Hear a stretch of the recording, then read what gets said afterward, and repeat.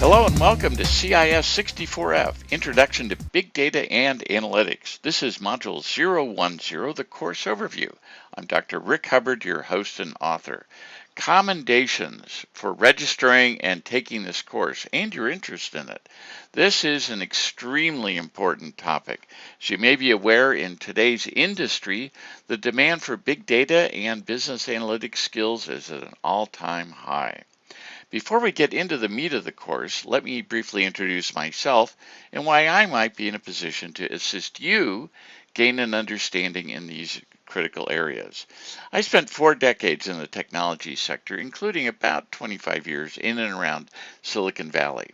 I was a U.S. Air Force systems officer. I was a consulting manager at KPMG. I've been a software and advisory engineer for telecommunications and financial industry firms. I was a solution architect for the likes of BEA Systems, which is now part of Oracle, Fast Search, a search engine company, now part of Microsoft, Serena Software, a leader in the DevOps space, and Web Trends, a pioneer in the web analytics space. Since 2010, I've been a university professor teaching system dynamics, software engineering, data science, cloud computing, Python programming, business strategy, consulting skills, project management, and several other topics. I have 3 degrees, a BS in computer science, an MBA with an emphasis in finance, and a doctorate in computer science.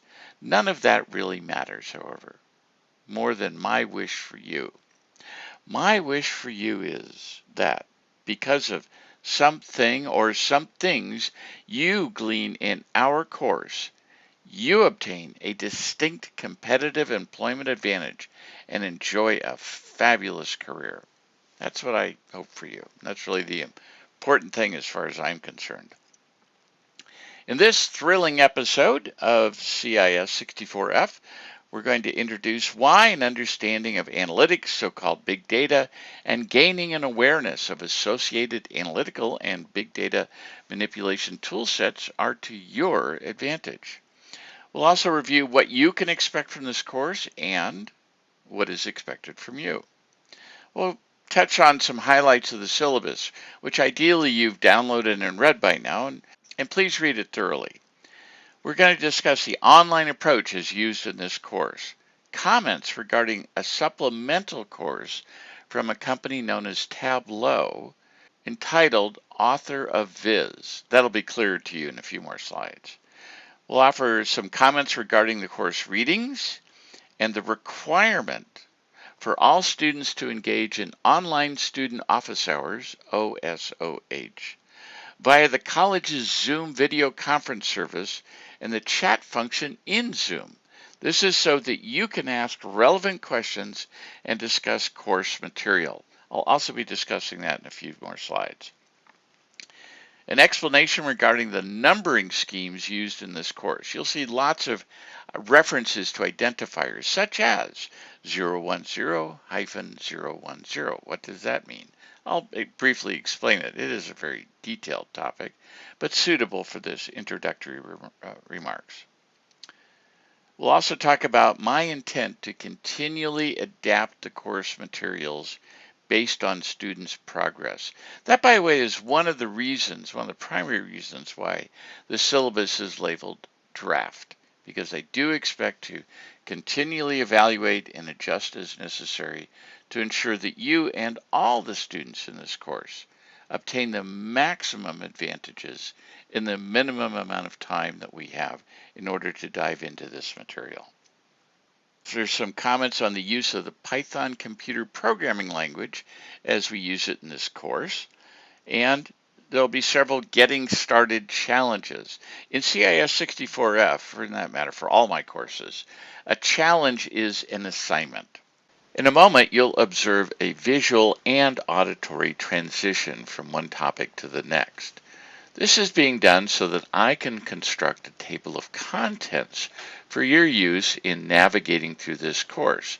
For example, if you want to go back at a later time and review prior material. So we're about to have the first example of that visual and auditory transition. So our first topic is why knowing about analytics and big data is to your advantage.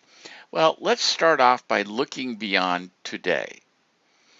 Businesses and other organizations, charities, governments, etc., will be confronted with exponentially increasing needs to store, organize, and very importantly, make sense, that is, to extract knowledge, information, insights, and business value, please note that's bolded, from the data sets whose volume, variety, and complexity render the well-formed forecasts of as recently as 2014 and earlier as naively inadequate.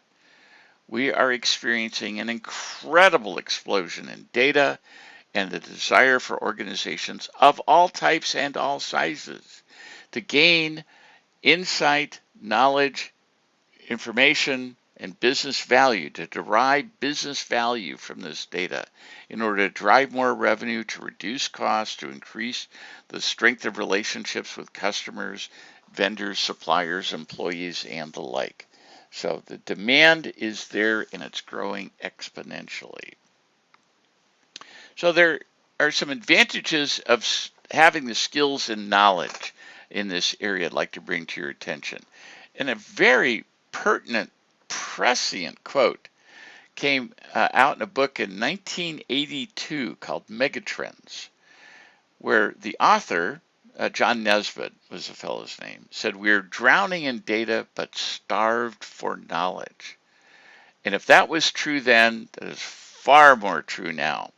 Today we are experiencing what some people call the Cambrian explosion of data. That means again, another way of considering the exponential explosion of data.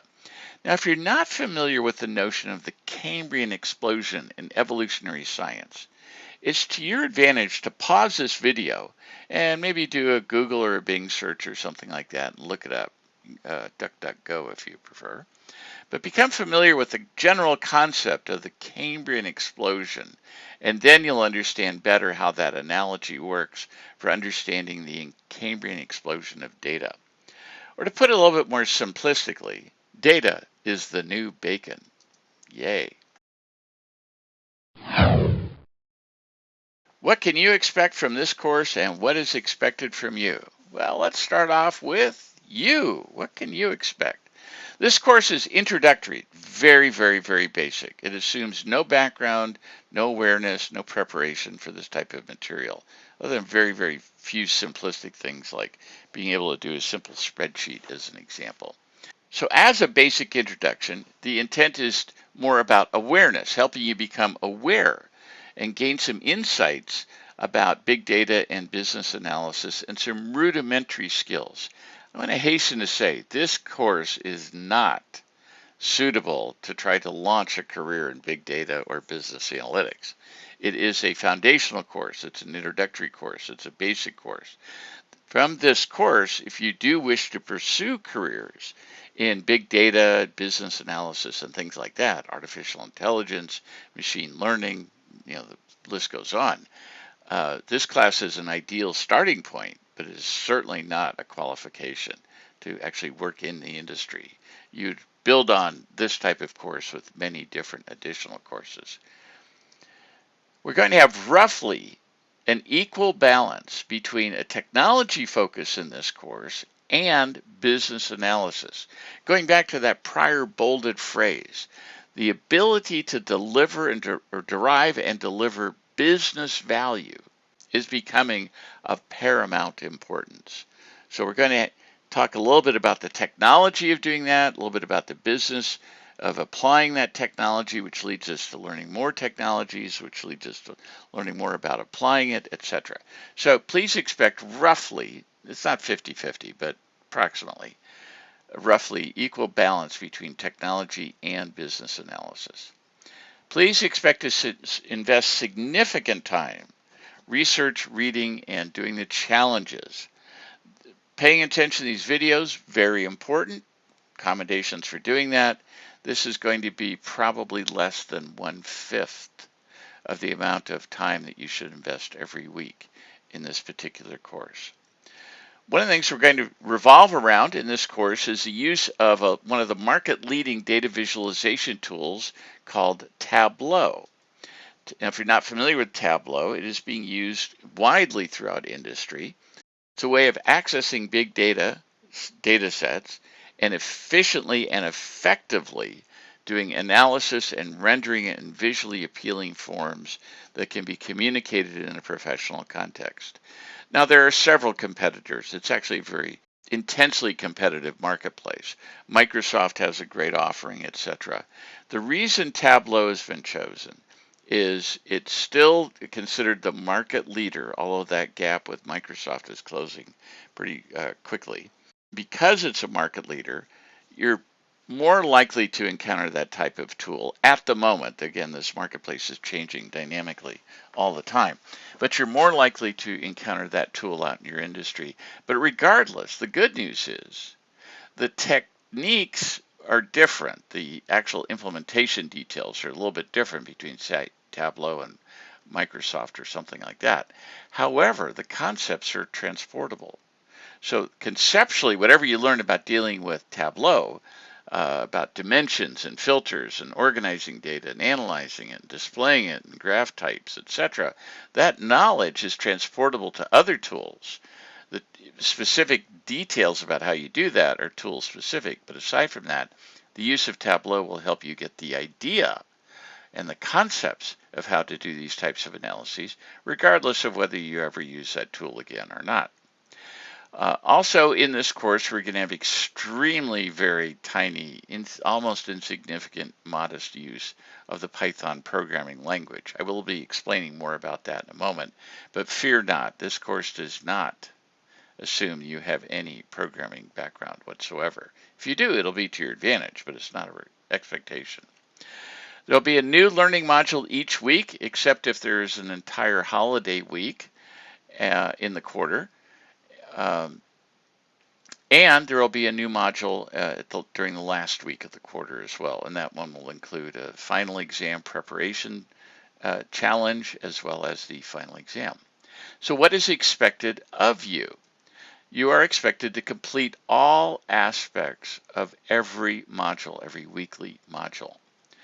Participate in online student office hours, OSOH, via Zoom and Zoom chat each week. This is required. You're expected to be there.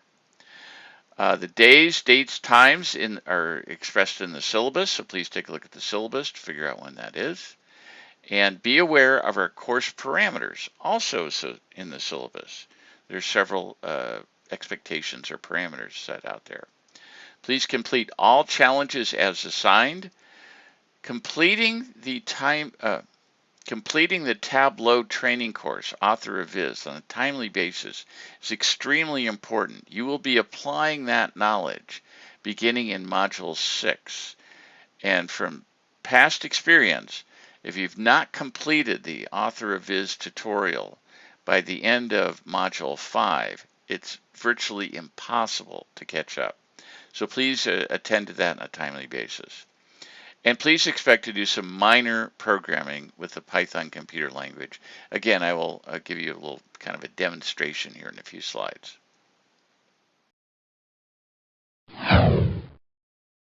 Some highlights of the syllabus. So please download and save the course syllabus. You should find it in our module 1010 here. Please read the entire document. You are responsible to know its contents. Be mindful of various parameters in the syllabus. For example, what is the drop policy? What are the drop dates? Who's responsible for dropping? There is a syllabus quiz, which you need to complete prior to 23:59 Pacific time on the Sunday at the end of this initial week, the end of the week that this module is released, Module 010. You must complete the syllabus quiz no later than 23:59, it's 1 minute before midnight on Sunday night, in order to be eligible to remain in the course. The last thing is you're invited to contact me during online student office hours with questions, comments, or discussion.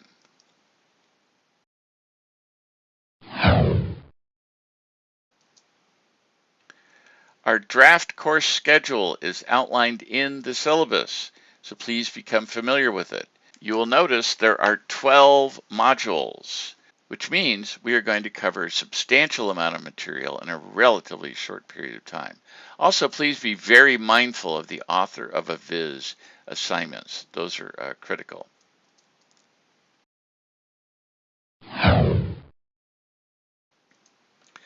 Let's talk a moment about the online course approach.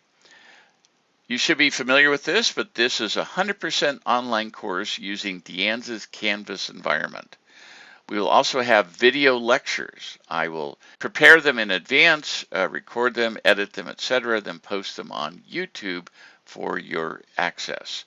Now, some of you might be familiar with the fact that the college invests very heavily in accessibility resources.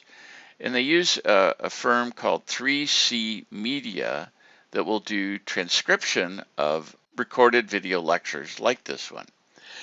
However, because there is a cost involved, every time I submit one of these, I only want to do so if I know someone's going to use it and benefit from it. So I do not intend to submit the video lectures for transcription service to 3C Media unless somebody asks for it. If only one student requests it, I will be more than pleased to submit every single video lecture, get it transcribed, and post it onto Canvas. Please understand there's a couple-day delay in doing that process. But I'm not going to do that unless somebody asks for it, because I don't want to waste any money and develop these resources that aren't going to benefit anybody. If you want it, please just drop me an email. I'll be delighted to provision this for you. Another thing about our course is we are going to be doing this Tableau training program called Author of Viz. You'll learn more about that and a few more slides after this one. Challenges, as mentioned, are otherwise known as assignments, and there are two types. There are graded challenges, and they'll be denoted with a bracket graded in Canvas, and there are not graded challenges, equally noted with the not graded bracket. The not gradeds tend to be preparatory challenges for a graded challenge. So there's no benefit for skipping the not graded ones. It's only going to make the associated graded challenge all the more difficult. There'll be quizzes. Almost every module has one or more quizzes in it, and that is administered via Canvas quizzes, the quiz tool in Canvas, as will be the exams. There's both a midterm and a final exam, also administered as a Canvas quiz. And then also mention the online student office hours, OSOH, which is conducted via Zoom, the college's Zoom subscription, and Zoom chat. Real briefly, the way this works is that you, the students, type your questions into Zoom chat. I see them, I will read them aloud, and I will respond to them. The sessions are recorded, and a couple of days later, the recorded sessions are posted if you want to go back and review any of the materials. But that's the way online student office hours will work.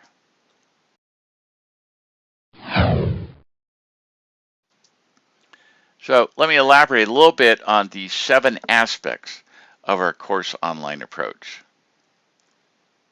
Every week there will be at least one module in Canvas. It looks something like the screenshot here on the right.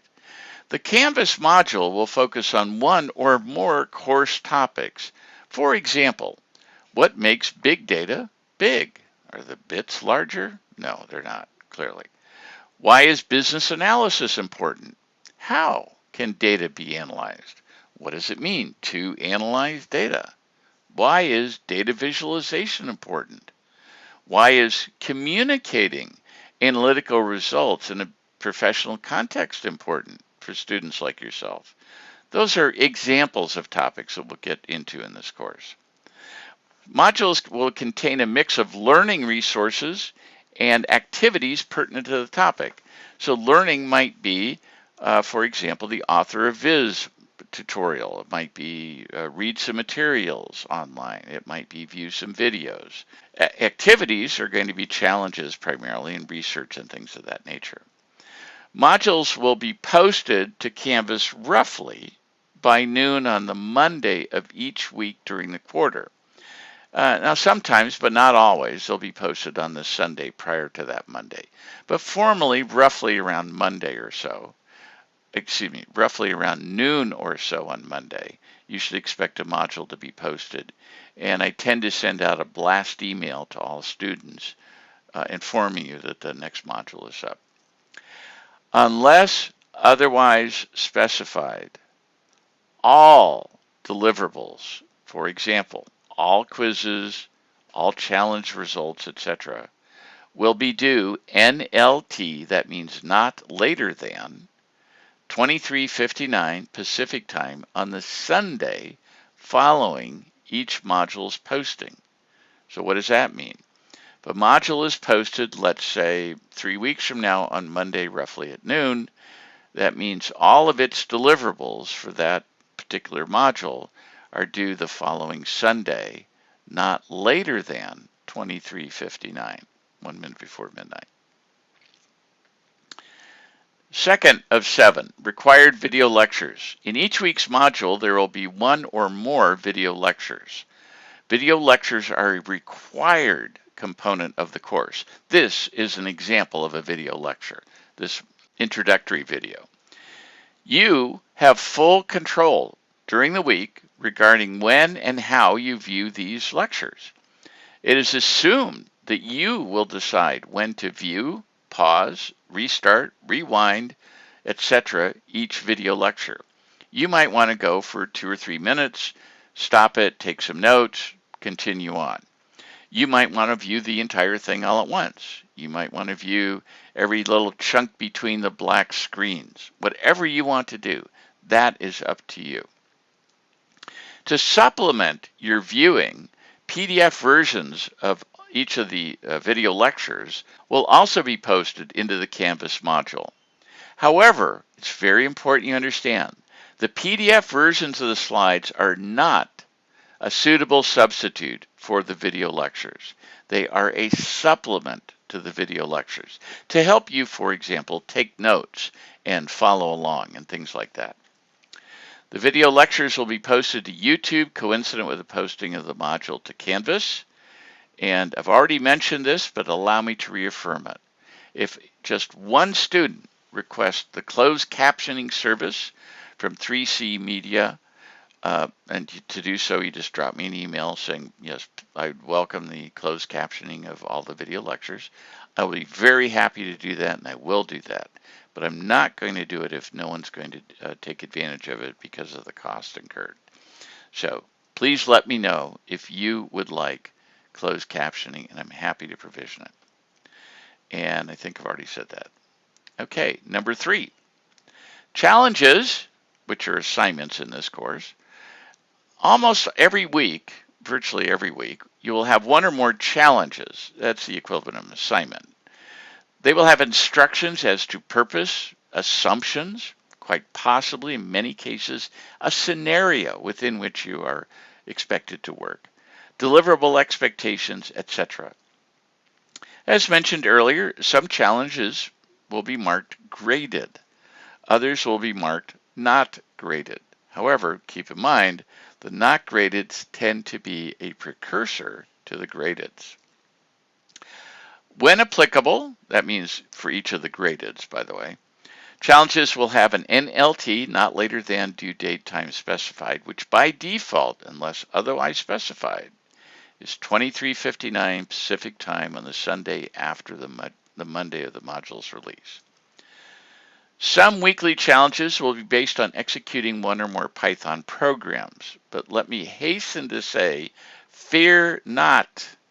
There are no programming prerequisites for this course, and there's a wide variance in programming skill among CIS64F students. At least that's been my prior experience.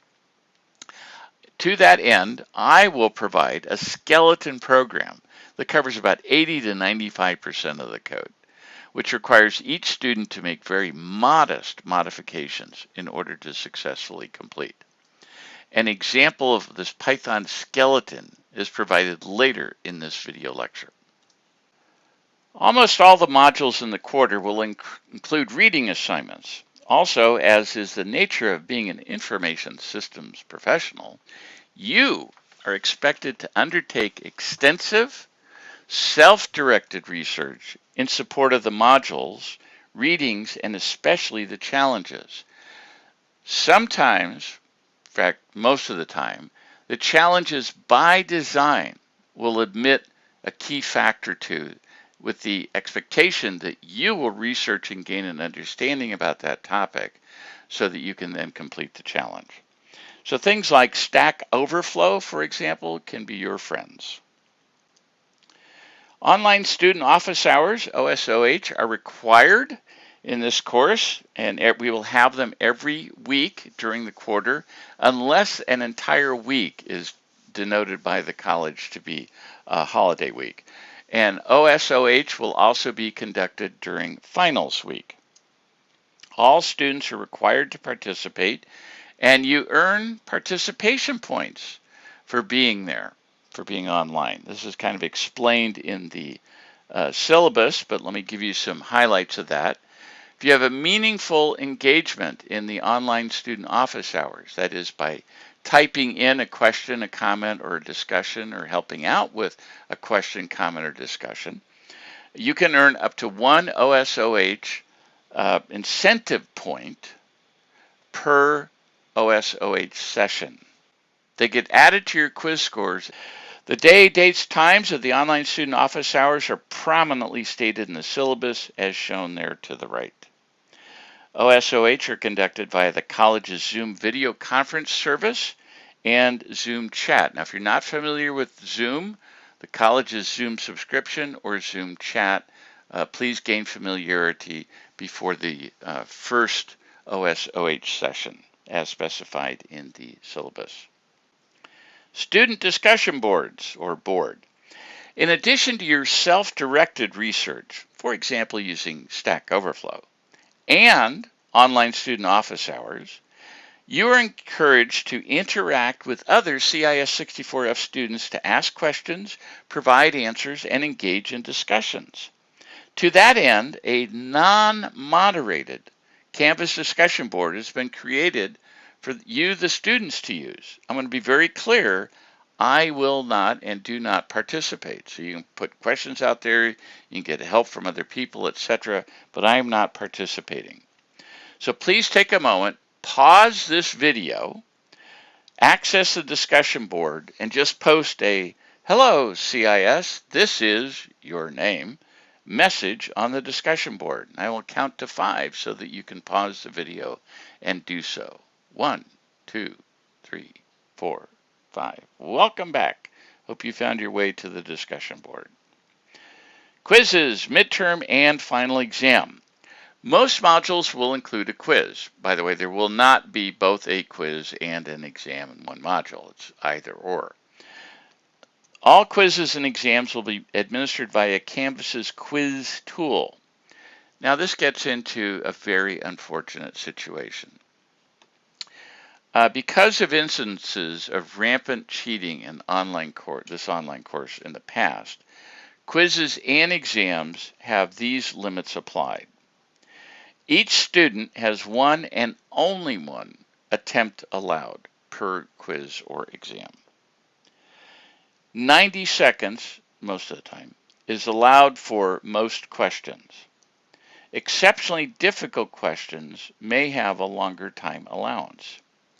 Each question is displayed once and only once. You can't backtrack. Also, once an answer has been submitted, it is locked, so you can't go back and change your answers. As mentioned, there is no backtracking. Now, let me hasten to say, I don't like this, and I'm pretty sure most of you don't like this, but apologies. Especially apologies to the diligent students that would not dream of cheating. These steps are necessary to ensure the integrity of the quizzes and the exams. There will be a midterm exam and a final exam, also administered via the Canvas quiz tool. When the affected module is released, by that I mean when it's time for the midterm and or it's time for the final, That module will include an exam study guide. It'll be in PDF form, and all the questions in the midterm or the final are drawn from, or not drawn from, they're reflected in the study guide. A very important advance notice. The final exam, I know this is almost the first day of the course, but the final exam opens at noon on Thursday of the day prior to the end of the quarter.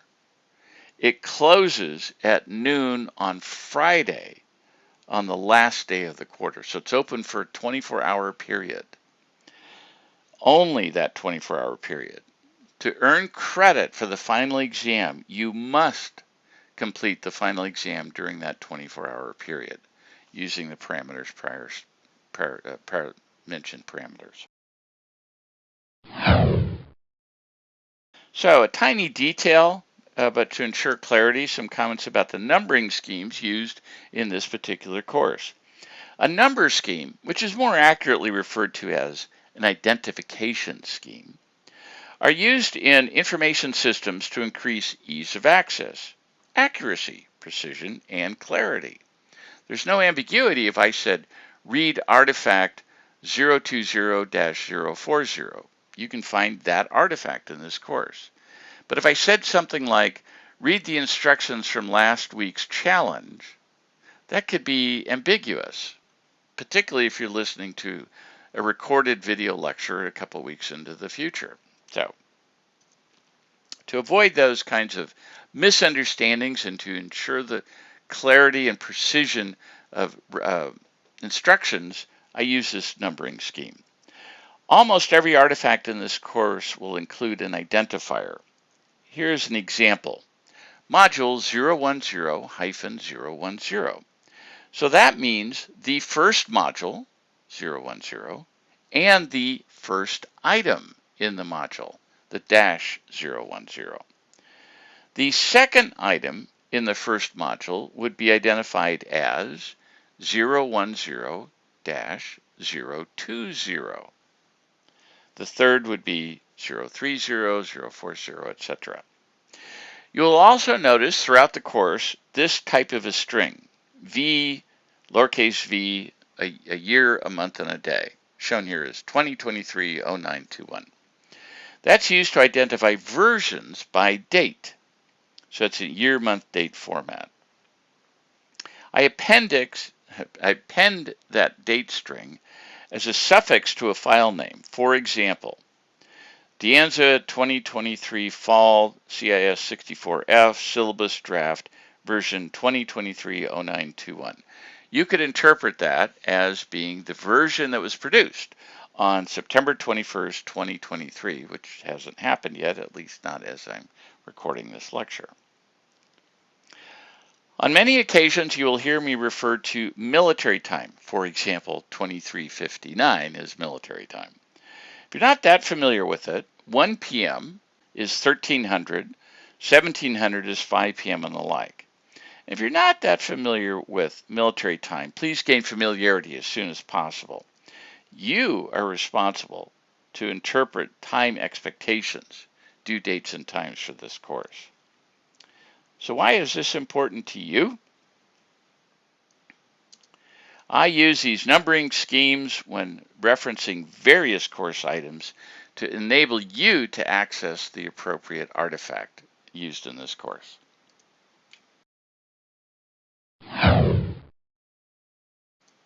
Readings. We will have readings, but we're not going to have an expensive textbook that you might use once and then collects dust on the shelf.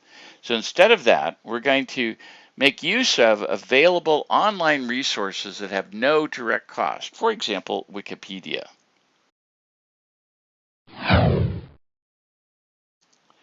Tableau.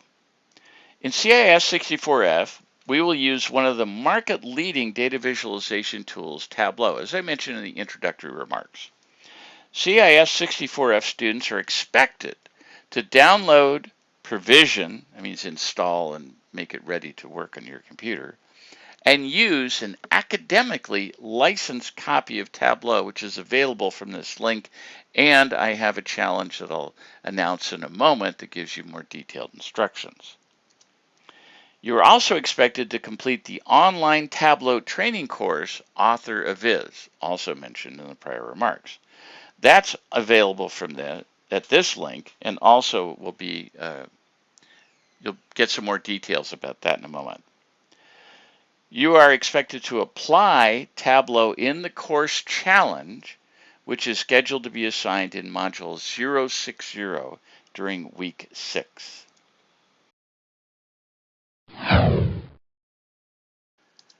An important note about Canvas's grade register. Please assume the scores in Canvas are accurate. However, please note in the syllabus that different grading categories, different categories of deliverables and artifacts, carry different weights in the grading system. So what that means is the Canvas grades, while accurate in terms of the scores, are not complete in terms of your grade. Just be aware of that, please. That's explained in the syllabus.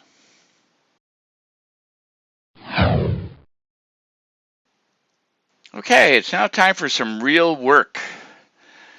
Challenge 010-030, which is not graded. Now please recall that the not gradeds are a precursor to something that is graded, so you do need to complete this. So please download Tableau and commence Author of Viz. So you'll notice here in the screenshot, there's an arrow indicating where you can find this particular challenge and some of its details. So there's instructions there in a PDF inside of that particular challenge. Second, 010-040. There are three terms frequently, but not always, used almost synonymously, interchangeably: data, information, and insight. Are they synonyms? Do they mean the same thing? Is there some relationship between those three things? Are they similar or different than each other? What? So in this particular challenge, which is graded, you're expected to do some research on these three terms and write a very brief response, also indicated in the applicable challenge in this particular module. The third one is challenge 010-050.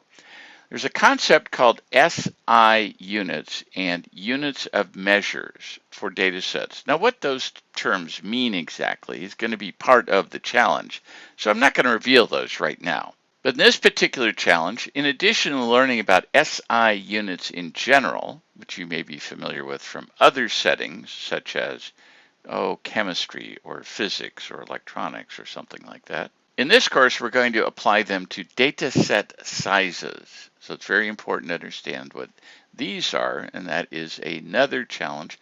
Please note that this one is also graded, as is the next one, challenge 010-060, which is graded, to gain an understanding of structured and unstructured data. Now, unless you've had a database class, those terms might seem kind of odd to you. How can you have structured or unstructured data? Next is challenge 010-070, also graded, and that is to prepare to use Python. Just reaffirm, very lightweight, but to prepare your computer so that you know you can execute Python when the time comes in subsequent modules. So here is an example of a Python program, what I'm referring to as a skeleton. You'll notice it here on the left. In fact, this is the skeleton for this very first Python challenge. So at the top, identified as number 1 there on the left, that's just an identifier. What is the code? What's it for? Etc. Number 2 are some instructions provided to you. So the top section of this particular little piece of program code is largely text and is largely instructional. So number 3 gives some specifics or specifications, if you will. Notice that there's additional specifics listed in 4. In 5 is the skeleton code. Now, many times, whenever we do a Python program in this course, I will use this concept of skeleton code with what are sometimes known as tokens. So a token here, if you notice there in the code on the left, I have an opening squiggly bracket, and it says your underscore last name closing squiggly bracket. Next one is opening bracket, your underscore first name closing bracket. So the idea is you would edit the code and replace the tokens with whatever's being asked for. And by the way, remove the brackets. The brackets are not intended to stay there. The bracket is considered to be part of the token. Not shown here would be step 6, and that is after editing this particular code, then you would execute it on your computer. Most of the time, the deliverable is to take a screenshot of the output of your particular piece of code along with the code itself, the code file, and then upload that as a deliverable to Canvas.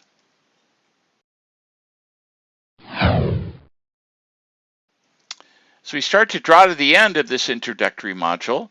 Please be mindful of the need to complete syllabus quiz, which is artifact 010-080, available in the Canvas module.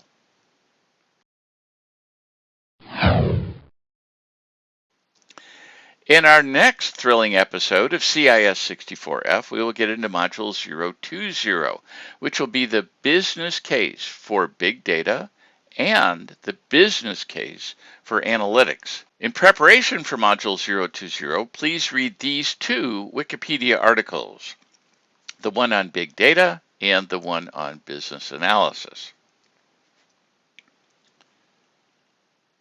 Before we conclude, please be mindful of the syllabus quiz.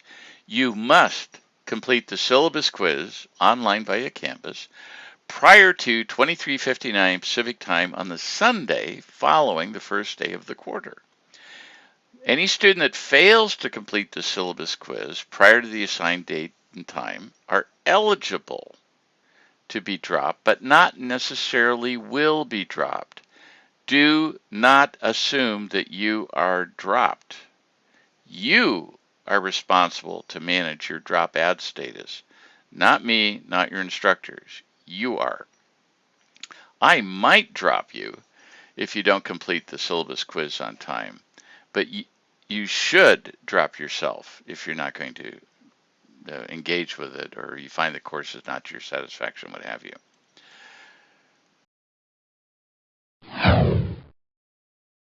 Well, ladies and gentlemen, that brings us to an end of Module 010, this very brief introduction to CIS64F.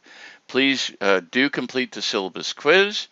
Please ensure that you participate in online student office hours, OSOH, via the campus's Zoom subscription. Make sure you know how to use Zoom chat. And complete each of the challenges that have been specified for this week's module. And with that, we are adjourned.